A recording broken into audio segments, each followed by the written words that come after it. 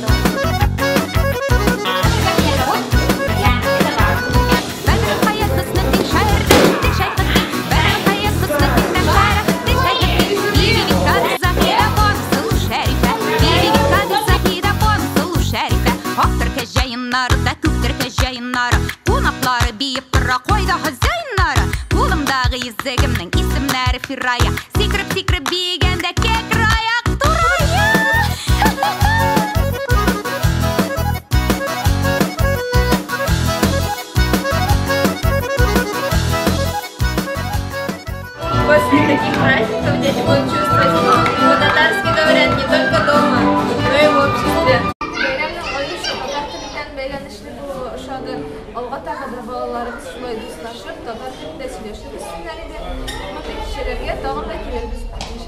Это не только детский праздник, не только для наших маленьких детишек, это праздник еще для нас, для взрослых, праздник души. Мы здесь все встречаемся, видим своих детей, как они радуются, и мы радуемся вместе с ними, и тоже радуемся, как наши дети. Спасибо за вечер, было очень все интересно, побольше таких детских праздников. Ждем вас каждый понедельник в Чай-бар Казан в 17:00. Не опаздывайте. До встречи. Келесі ұшырашуларға хәтлі.